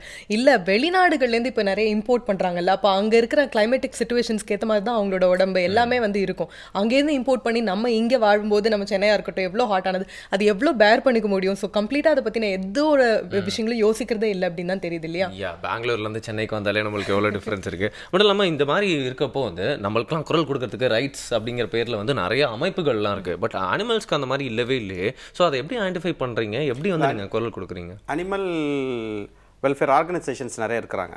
தமிழ்நாட்டில் பார்த்தீங்கன்னா ஏறக்குறைய ஒரு 3000 ஆர்கனைசேஷன் இருக்காங்க. இதில் என்ன ப்ராப்ளம்னா ஆர்கனைசேஷனில் ஒரு இந்த 3000ல் ஒரு 10% தான் அவங்களே அவேராக இருக்கிறாங்க. இந்த அனிமல் வெல்ஃபேர் லாஸ் என்ன, வைல்ட் லைஃப் ப்ரொடெக்ஷன் ஆக்ட் என்ன, இந்த மாதிரியான விஷயங்கள் இந்த எஜுகேஷனை கொண்டு போகணும். எல்லாருக்கும் ஆசை இருக்குது, பட் இன்ஃபர்மேஷன் இல்லை அப்படிங்கிறது தான். இன்னொன்று வந்து கவர்மெண்ட்டில் நிறைய ஸ்கீம் இருக்குது, நல்லா பண்ணுறாங்க. அவங்க யாரை நம்பி பண்ணுறாங்கன்னா இந்த அரசு அதிகாரிகளை நம்பி பண்ணுறாங்க. இப்போ கவர்மெண்ட்ன்றது இப்போ பாலிட்டிஷியன்ஸு. ஆமாம், இந்த பாலிட்டிஷியன் வந்து தேர் நாட் எக்ஸ்பர்ட் இல்லையா? அவங்க மக்களால் தேர்ந்தெடுத்தப்பட்டு வர்றாங்க. அவங்க ஒரு ஸ்கீமை இப்போ இம்ப்ளிமெண்ட் பண்ணுறது ஒரு கவர்மெண்ட் ஆஃபீஸரை நம்பி பண்ணுறாங்கன்னு வச்சுக்கோங்க. அவங்க வந்து அதில் எக்ஸ்பர்டைஸ் கிடையாது. ஸோ இதுதான் இதில் ப்ராப்ளமே. இந்த இதனால் என்ன பண்ணுறது, இந்த ரிசர்ச்சர்ஸ் தான் உள்ளே கொண்டு வரும். நிறைய ஒவ்வொரு டிபார்ட்மெண்ட்டுக்கும் இந்த அனிமல் வெல்ஃபேர் சம்மந்தமாக இருக்கக்கூடிய ஒவ்வொரு டிபார்ட்மெண்ட்டுக்கும் ரிசர்ச்சர் இருக்கணும், ஒரு அட்வைசர் இருக்கணும். இப்போ இதை பொலிட்டிஷியன் பேசவே மாட்டாங்க, அனிமல் ரைட்ஸை பற்றி தேர் நாட் அவேர். அதே நேரத்தில் ரிலீஜியஸ் பீப்புளும் பேச மாட்டாங்க. அப்போ யார் பேசணும்னா இந்த சயின்டிஃபிக் கம்யூனிட்டி தான் பேசி ஆகணும். ஸோ இந்த சயின்டிஃபிக் கம்யூனிட்டியை அட்வைசரி போர்டில் வச்சுக்கணும். ஸோ இந்த மாதிரியான ஒரு டெவலப்மெண்ட் வந்தால் மட்டும்தான் இந்த அனிமல் ரைட்ஸுங்கிறத வந்து டெவலப் பண்ண முடியும். ஓகே, இந்த சிம்பத்தி அப்படின்ற வேர்டே வந்து ரொம்பவே வந்து ஏதோ கேள்வியே படாத ஒரு பேராக வந்து மாறிட்டு இருக்கு அப்படின்னு தான் சொல்லணும். ஏன்னா வந்து ஒரு மனுஷனுக்கு மனுஷன் வந்து அவங்க ஏதாவது கஷ்டப்படுறாங்க அப்படின்னா அந்த கன்சர்ன் எடுக்கிறது இல்லை வந்து சிம்பத்தியாக ஃபீல் பண்ணுறது இந்த மாதிரியான விஷயங்களே ரொம்ப குறைஞ்சிட்டு இருக்கு. அதுக்கு நேரமின்மை இன்னொரு ஒரு காரணமாக கூட சொல்லலாம். அடுத்தவங்க கவலை எனக்கு எதுக்குப்பா அப்படின்ற மாதிரி இப்படி மனுஷனுக்கு மனுஷனே யோசிச்சுட்டு இருக்கும்போது அனிமல்ஸ்க்கு ஏற்படக்கூடிய விஷயங்களுக்கு ஒரு சிம்பத்தி காமிக்கிறது இல்லை ஒரு கன்சர்ன் நான் காமிக்கிறது அப்படின்றது வந்து இல்லவே இல்லை, எக்ஸிஸ்டே ஆகலையோ அப்படின்ற ஒரு விஷயம் தான் தோணுது. ஸோ அப்படிப்பட்ட விஷயங்கள் எல்லாம் தவிர்த்துட்டு ஒரு கம்பேஷனேட்டான ஒரு வேர்ல்டை கிரியேட் பண்ணணும் அப்படின்ற ஒரு முயற்சியை தான் இன்னைக்கு நிறைய விஷயங்கள் பேசிட்டு இருக்கோம் இல்லையா? சிம்பத்தி தேவையில்ல, கம்பேஷன் தான் தேவை அப்படிங்கிறது ரொம்ப முக்கியமான வார்த்தைன்னு சொல்லலாம். ஏன்னா என் ஃப்ரெண்டும் நானும் இதை பற்றி பேசிட்டு இருக்கப்போ ஹியூமன்ஸ்க்கு வந்து எப்பவுமே சுப்பீரியர் பீயிங் அப்படிங்கிற எண்ணம் இருக்குது. அதனால தான் வந்து நல்லது செய்கிற மாதிரி நிறைய தப்பும் செய்கிறான் அப்படின்னு வந்து சொல்லுவாங்க. பட் குட்டி விஷயம் வைரஸ் அதை பார்த்து நம்ம பயப்படாமல் இருக்குமா, நம்ம பெருசாக இருக்கோம் அப்படிங்கிறதுக்காக நம்ம பெருசாக ஆயிட மாட்டோம். எப்போவுமே விலங்குகள் அப்படிங்கிறவங்க பார்த்தீங்கன்னா நம்மளோட வாழ்க்கை அப்படிங்கிற விஷயத்தை வந்து ரொம்ப ஈஸியாக்கிட்டு இருக்காங்க, ரொம்ப ஹாப்பியாக்கிட்டு இருக்காங்க அப்படின்னு கூட சொல்லலாம். ஸோ அவங்களுக்கு உண்டான உரிமைகள் மட்டும் இல்லாமல் அவங்களை பற்றி தெரியாத நிறைய விஷயங்கள்லாம் தெரிஞ்சுக்கலாம் ஒரு பிரேக் அப்புறமா. புதிய FM ஸ்டேஷனில் கேட்டுட்டு இருக்கீங்க இனியவை என்று.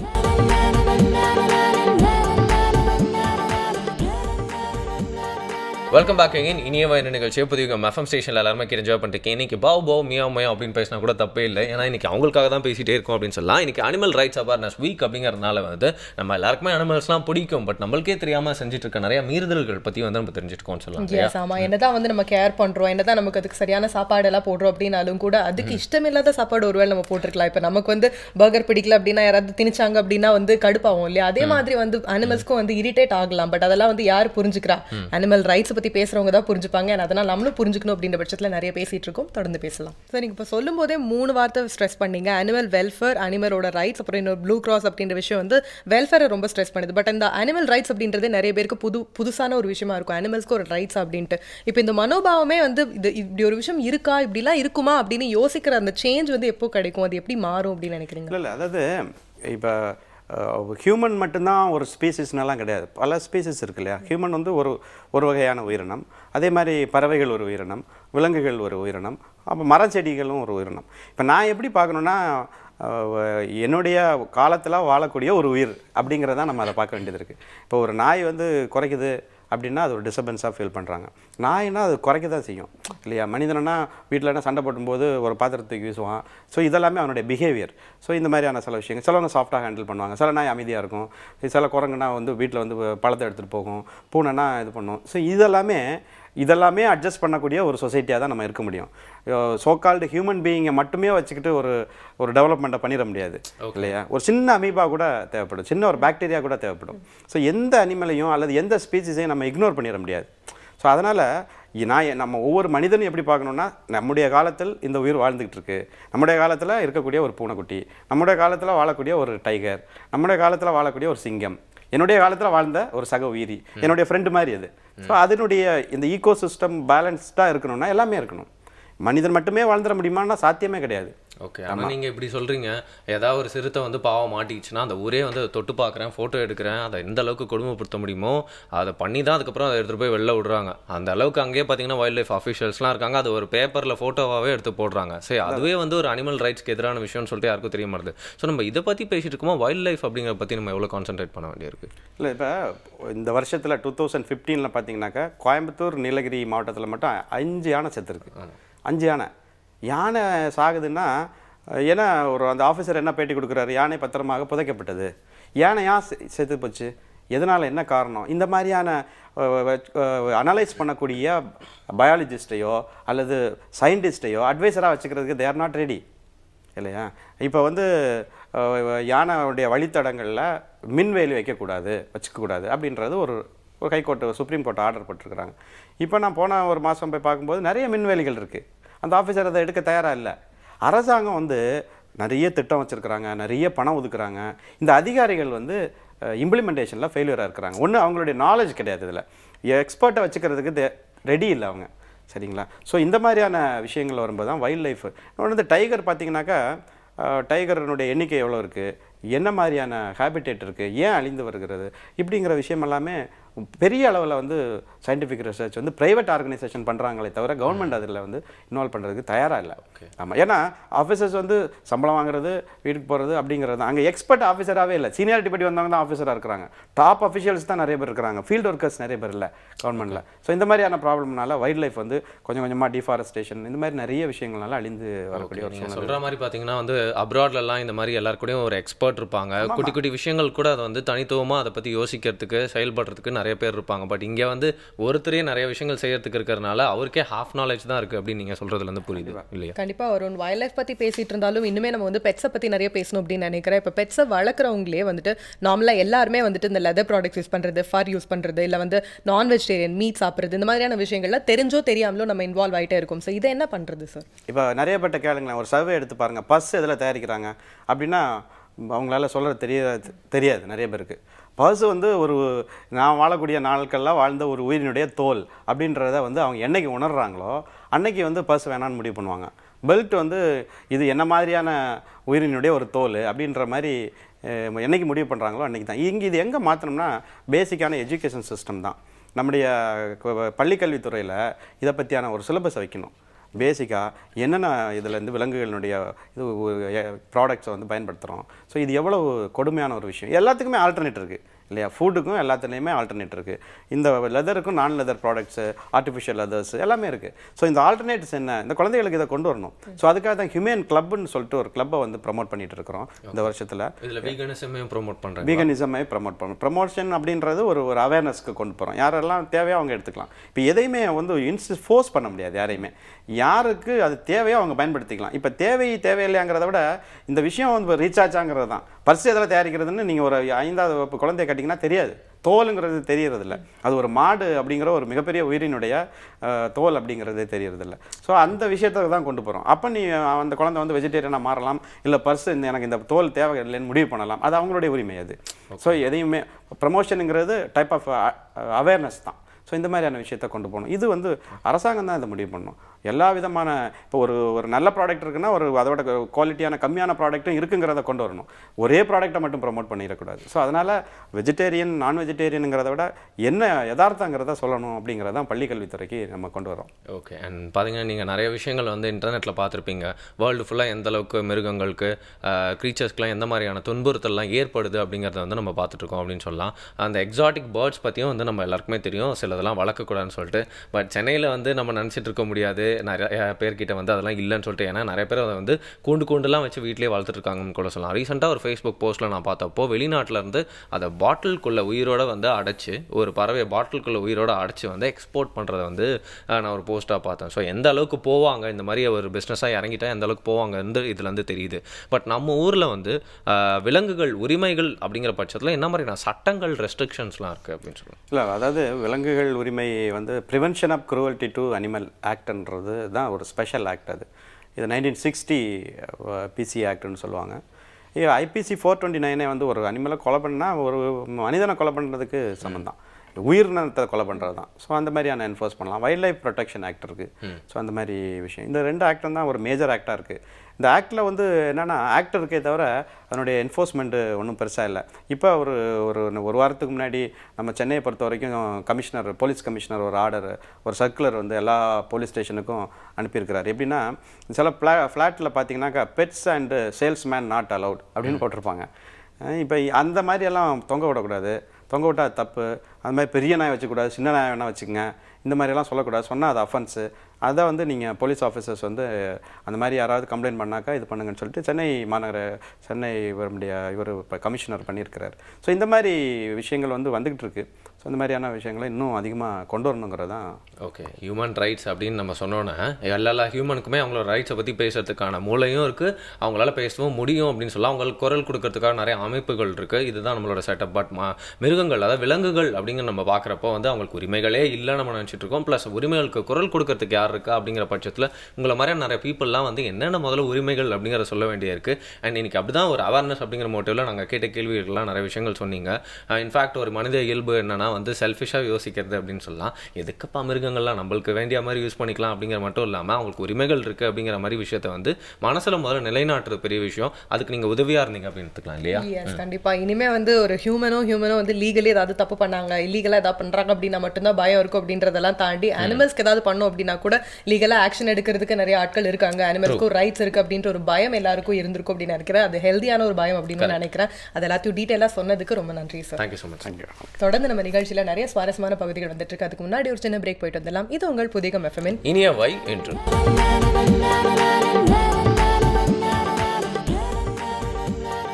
Welcome back. புதியகம் தொலைக்காட்சியில் இனியவன் நிகழ்ச்சி எல்லாருமே வந்து பார்த்தும் கேட்டு என்ஜாய் பண்ணிருக்கீங்க. வருணன் ராஜி கூட.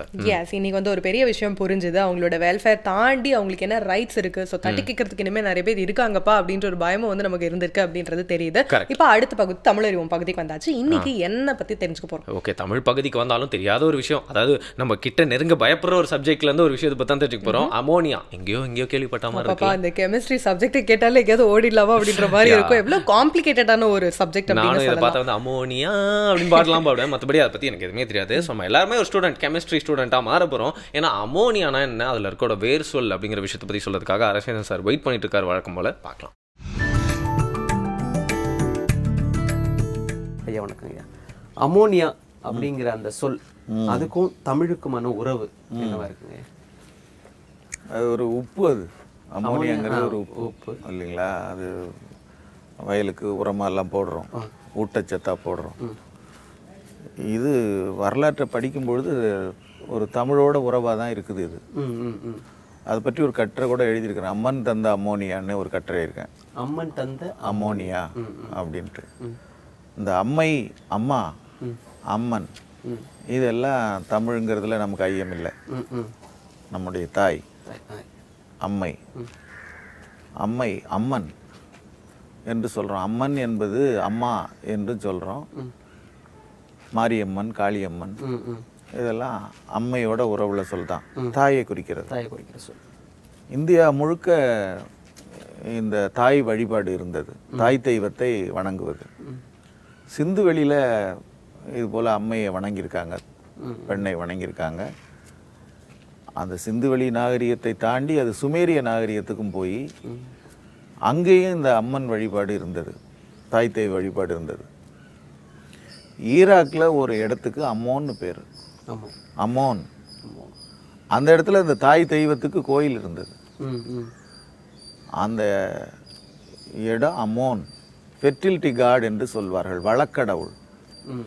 குழந்தை வேணும் அப்படின்னா அம்மனுக்கு நேர்த்தி இருக்கிறது, இந்த மாதிரி பேறுகளுக்காக வேண்டுவது வழக்கடவுள், வளத்தை தருவது. கோயில் நல்ல வளப்பமாக இருக்கணும், விளைவு நல்லா வரணும், அம்மனுக்கு பூசை செய்வோம். இந்த மாதிரி அந்த ஈராக்கில் அம்மோன் என்று ஒரு இடம், அந்த இடத்துக்கு காரணம் அம்மோன் என்ற பெயர் வரதுக்கு காரணம் அந்த கடவுள் பெண் தெய்வத்தை அங்கே வச்சுருந்தாங்க. அது அம்மன், அம்மோன் என்று சொன்னாங்க. அந்த இடத்துல ஒரு உப்பு கிடைச்சிது இந்த முதல்ல. அந்த உப்புக்கு என்ன பெயர் வைக்கிறதுன்னு பார்த்தாங்க, அந்த ஊர் பெயராலேயே வச்சுட்டாங்க. அம்மோன் என்ற இடத்துல கிடைச்சது அம்மோனி, அம்மோனியா என்று அதுக்கு பேர் வந்தது. அதனால தான் அம்மன் தந்த அம்மோனியா என்று சொன்னேன். இப்போ நம்ம ஊர்லேயே திருநெல்வேலி அல்வா, பத்தமட பாய், காஞ்சிபுரம் பட்டு, சேலம் மாம்பழம், அந்த ஊர் பெயராலேயே அந்த பொருள் அழைக்கப்படுது. என்ன திருநெல்வேலியா சாப்பிட்றது, மதுரை மல்லி. அதே போலத்தான் அந்த இடவாகு பெயர்னு சொல்லுவாங்க. ஒரு இடத்தை குறிக்கிற பெயர் அந்த இடத்தில் இருக்கக்கூடிய பொருளுக்கும் வருவது தமிழே நிகழ்கிறது. அப்படிதான் மற்ற மொழியிலையும் நிகழ்ந்திருக்கு. எனவே இந்த அம்மோனியா என்பது அம்மோன் என்ற தெய்வம் இருந்த ஊரில் கிடைத்ததால் அந்த இடத்துக்கு பேர் வச்சுட்டாங்க அம்மோனியா. இந்த அம்மோன் என்ற ஈராக்கில் இருக்கிற அந்த தெய்வம், அந்த ஊர், இதெல்லாம் எழுதியிருக்கிறாங்க.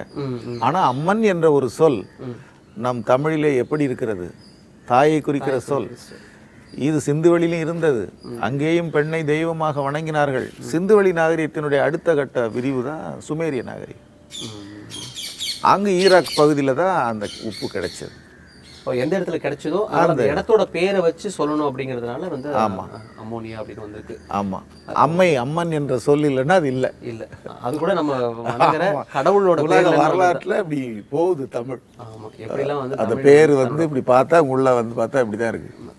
தமிழோட பயணம் எந்த அளவுக்கு நீண்ட நெடிய பயணமா இருக்கு அப்படிங்கிறத வந்து இன்னைக்கு ஒவ்வொரு நாளும் நம்ம தெரிஞ்சுக்கிட்டே இருக்கிறோம். அமோனியா அப்படிங்கிற அந்த சொல் எப்படி உருவாச்சு அப்படிங்கிறத ரொம்ப அழகா விளக்கமா வேற சொல்லியிருக்கீங்க. அது மட்டும் இல்லாம அமோகமா சொல்லியிருக்கீங்க அப்படின்னு ஐயா சொல்லுங்க. ரொம்ப நன்றிங்க. நன்றி. இன்றைக்கி வந்து ஒரு வெப்சைட் சொல்லலாம் அப்படிங்கிறனால வந்து லாஸ்ட் சான்ஸ் ஃபார் அனிமல்ஸ் அப்படிங்கிற இதோட தொடர்ச்சியாக அனிமல்ஸ் பற்றி ஒரு வெப்சைட் தான் அது. lastchanceanimal.org அப்படிங்கிறது அந்த வெப்சைட்டோட பேர். இன்னும் குறிப்பாக சொல்லணும் அப்படின்னா lcanimals.org அப்படின்னு போட்டாலே நீங்கள் அந்த வெப்சைட்டை விசிட் பண்ணலாம். lcanimals.org. ஸோ இந்த வெப்சைட்டில் வந்து பார்த்தீங்கன்னா வந்து பெட் தெஃப்ட், காணவில்லைன்னு இப்போ நிறைய பேர் வந்து காசு செலவு பண்ணி போஸ்டர்லாம் ஒட்டுறாங்க. அவங்களோட பெட்ஸ் காணும் அப்படின்னா அந்த அளவுக்கு லவ் பண்ணியிருக்காங்கன்னு அப்படின்ட்டோம். அதை போய் வந்து திருடிட்டுலாம் போகிறது எவ்வளோ தப்பு இல்லையா, பாவம். ஸோ அந்த பெட் தெஃப்ட் வந்து எப்படி நம்ம ஹேண்டில் பண்ணலாம் அப்படின்னு தெரிஞ்சுக்கும். பப்பி மில்ஸ் சில பேர் பிஸ்னஸாக பண்ணிருக்காங்க. ஒரு லேடி டாக் இருந்தால் போதும், அதை கிராஸ் விட்டு வந்து நிறைய பப்பீஸ் பிறந்துடும். அதெல்லாம் வந்து வித்து பிஸ்னஸ் பண்ணிகிட்டே இருப்பாங்க. அதுக்காக வந்து திருப்பி இன்ஜெக்ஷன் போட்டு இல்லை சீக்கிரம் இடைவெளியில், சின்ன இடைவெளியிலே அந்த நாயை ப்ரெக்னென்ட் ஆக்கிறதா இருக்கட்டும், இந்த மாதிரி நிறைய விஷயங்கள்லாம் வந்து பண்ணுறாங்க. அனிமல்ஸ் அண்ட் என்டர்டைன்மெண்ட், ஏற்கனவே சொன்ன மாதிரி இந்த சர்க்கஸ் பற்றியும் நம்ம பேசியிருந்தோம். அண்ட் சினிமா ஃபீல்டில் வந்து என்டர்டைன்மெண்ட் ஃபீல்டில் என்னென்ன நார்ம்ஸ்லாம் இருக்குது அனிமல்ஸ்க்காக அப்படின்னு தெரிஞ்சுக்கலாம் நம்ம. ஏன்னா அதர் இஷ்யூஸ் நம்மளுக்கு தெரியாது, இன்னும் நிறைய இஷ்யூஸ்லாம் இருக்குது அனிமல்ஸ் வந்து துன்பப்படுறது அப்படின்னு பார்த்தீங்கன்னா. எலிஃபென்ட் சாங்சுவரிஸ் அண்ட் எலிஃபென்ட் பற்றி நம்மளோட கெஸ்ட் கூட ஏன் மென்ஷன் பண்ணார் அப்படின்னு பார்த்தீங்கன்னா, நம்ம Tamil Nadu one of the main அடையாளம் அப்படின்னு கூட சொல்லலாம். நம்மளோட பயோடைவர்சிட்டியில் யானை வந்து ஒரு பெரிய பங்கு வகிக்குது அப்படின்னு சொல்லலாம். அந்த ஃபர் க்ளோத்ஸ் அதை பற்றின விழிப்புணர்வு அப்படின்னும் இருக்குது. அண்ட் பேண்ட் லைவ் எக்ஸ்போர்ட், அப்படியே உயிரோட நான் ஏற்கனவே சொன்ன மாதிரி இந்த பாட்டிலுக்குள்ளெல்லாம் பேர்ட்ஸ்லாம் போட்டு பிஸ்னஸ்க்காக எங்கெங்கேயோ வந்து அனுப்பிட்டுருக்காங்க. நிறைய பேர் அதை நம்ப கூட மாட்டாங்க, ஆனால் இன்னும் இது நடந்துட்டுருக்கு அப்படின்னு சொல்லலாம். ஸோ இந்த மாதிரி நிறைய விஷயங்களை எக்ஸ்போஸ் பண்ணுற மாதிரியான ஒரு வெப்சைட் தான் லாஸ்ட் சான்ஸ் ஃபார் அனிமல்ஸ், அதாவது lcanimals.org அப்படின்னு. ஓகே, இதுலேருந்து வந்து தெளிவாக ஒரு விஷயம் புரியுது. நம்ம பெட்ஸ் அப்படின்னு நேம் பண்ணுறோம், பட் ஆனால் எந்த அளவுக்கு நம்ம வந்து அது வந்து சுப்பீரியராக நம்ம ஃபீல் பண்ணிக்கிட்டு அதுக்கு நிறைய இவ்வளோ துன்புறுத்துறோம் அப்படின்றது புரியுது. எவ்வளோ படங்கள் பார்க்குறோம், அனிமல்ஸ் பேஸ் பண்ணி நிறைய மூவிஸ் வருது. அதை வந்து ஒரு வியூவராக நம்ம வந்து அதுக்கு என்டர்டைன்மெண்ட்க்கு மட்டுமே அதை யூஸ் பண்ணி பண்ணிட்டு இருக்கோம், பட் நிஜமாவே உள்ள என்ன விஷயங்கள் அண்டர்கோ பண்ணிட்டு இருக்காங்க அப்படின்ற நிறைய புரிதல் இன்னைக்கு கிடைச்சது.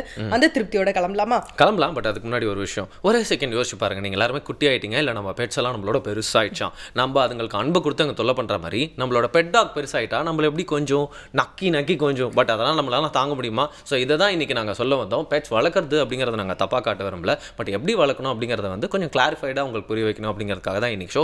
எப்படி இருந்துச்சு அப்படிங்கிறத உங்களோட ஃபீட்பேக் மூலியமாக கேட்டால் நாங்கள் ரொம்ப சந்தோஷப்படுவோம், மேலும் எங்களை மெருகேற்றிக்கிறதுக்கு ஒரு வாய்ப்பாக இருக்கும்.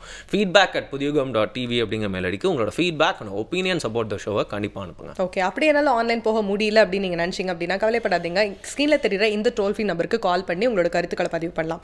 அப்படியும் முடியல அப்படின்னா ஸ்க்ரீனில் தெரியுற இந்த அட்ரஸ்க்கு உங்களோட கடிதங்கள் கூட எழுதி அனுப்பலாம். இந்த நாளை சிறப்பாக்கின மாதிரி நாளைக்கு உங்களோட நாளை காலை வேலையை சிறப்பாக்கிறதுக்காக வேற விஷயங்களோட புது விஷயங்களோட உங்களை வந்து சந்திக்கிறோம். புதிய FM ஸ்டேஷன்ல இது இனியவை என்று வித் வருண் அண்ட் ராஜி.